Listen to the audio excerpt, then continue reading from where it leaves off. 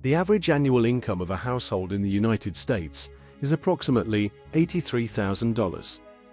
This figure is expected to represent a comfortable, stable, and solid middle-class life. A house with a white picket fence, a car, and perhaps a family vacation.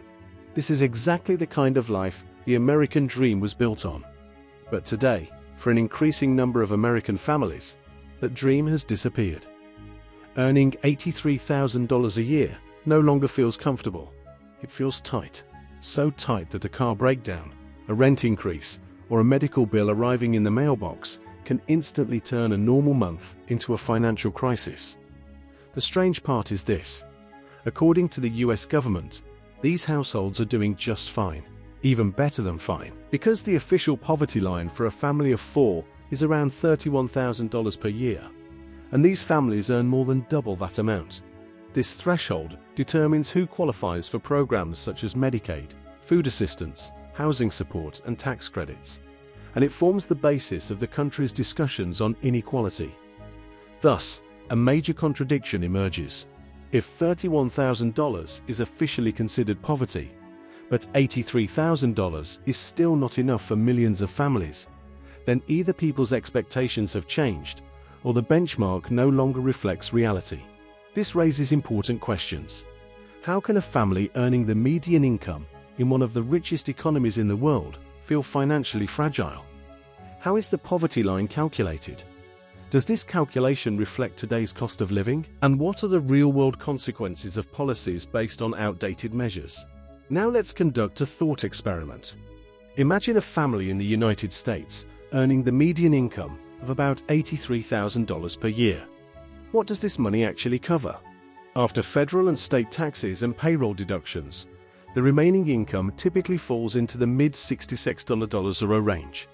All expenses must be paid from this amount. The largest expense is housing. Nationwide, a homeowner with a mortgage spends just over 21% of income on housing.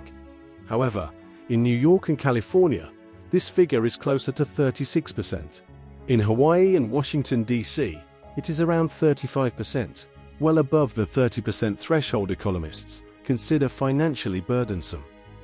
For renters, the situation is even worse. The average renter spends about 31% of income on housing, and roughly 12 million people spend more than half their income on rent alone. For a median income family renting in a major city, annual housing costs can reach $25,000 to $30,000. Let's say $28,000. That reduces a $65,000 net income to $37,000 before anything else is paid. Then comes transportation. The United States is a car-centered country, meaning that getting to work usually requires at least one, often two vehicles. When fuel, insurance, maintenance, registration, and financing costs are included, another $10,000 disappears. After taxes, housing, and transportation, the original $83,000 is reduced to $27,000. Next come healthcare costs. As of 2025, the total annual premium for employer-sponsored family health insurance is about $27,000.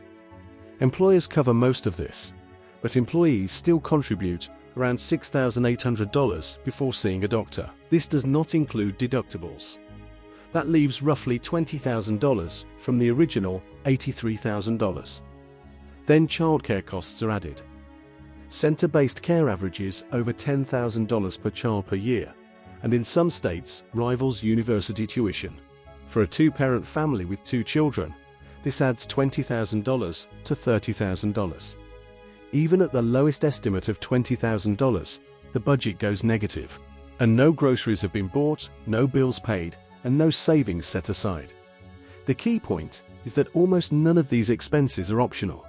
A car is required to get to work. Childcare is necessary for both parents to earn income. Economists call these fixed costs, contractual, recurring, and difficult to avoid. They are not luxuries, but the baseline cost of participating in the modern economy. So why does the government set the poverty line at $31,000 despite this reality? The answer goes back to the 1960s. The US poverty threshold was developed by economist Molly Orshansky at the Social Security Administration. At the time, families spent about 1/3 of their income on food. Orshansky calculated the cost of a minimal nutritious diet and assumed other expenses would scale proportionally. Therefore, she multiplied food costs by 3. The result became the poverty line. But this measure was never intended to represent comfort or middle-class security, only the minimum needed to avoid severe deprivation. In the 1960s, this approach made sense. Housing was affordable, health insurance was widespread, college costs were low, and single-income households were common. Today, however, food accounts for only about 8% of household spending. Meanwhile, housing costs have skyrocketed. The median home price is now about 5 times annual income, reaching 10 to 12 times income in some cities. Health insurance premiums approach $27,000 per year. Childcare costs have also risen dramatically. If Orshansky's method were updated to reflect modern spending patterns, the poverty line for a family of 4 would not be $31,000, but around $130,000. This is not an official proposal, merely a calculation showing how much costs have changed. To address this issue, the Supplemental Poverty Measure was introduced in 2011. It accounts for modern spending patterns and non-cash benefits and identifies more people as living in poverty than the official measure. However, most assistance programs still use the older standard because raising the threshold would make millions more people eligible and significantly increase government spending. This system relies on income thresholds. If your income is below the line, you receive assistance. If it rises above, benefits disappear. In theory, this seems logical, but in practice, it creates what economists call a benefits cliff. When income increases slightly, assistance can suddenly be cut off, leaving a family with less net income despite earning more. Families trapped in this gap are among the most financially vulnerable. Too wealthy for aid, but not wealthy enough to afford market prices. They often do not appear in poverty statistics at all. During the pandemic, we saw what happened when these costs temporarily disappeared. Commuting stopped, childcare centers closed, and daily expenses declined. The US savings rate reached record highs. People saved not only because of stimulus payments, but because they were spending less. When the economy reopened, costs returned, often higher than before. Mortgage rates increased, insurance premiums rose, and healthcare expenses climbed, renewing financial pressure. Although income statistics may look positive from a distance, even a $150,000 income in high-cost cities does not guarantee wealth, only stability. The shrinking middle class is not necessarily moving into prosperity. Rather, the cost of a stable life is rising. People delay buying homes, postpone having children, and avoid financial risks. Declining birth rates in the United States are strongly linked to economic insecurity. Ultimately, Americans may be wealthier by many measures, but if the cost of a stable life rises faster than the benchmark used to measure it, the gap between statistics and lived experience will continue to grow. For more in-depth videos on economics, history, and global issues like this, don't forget to subscribe to the channel. You can support us by liking the video and sharing your thoughts in the comments.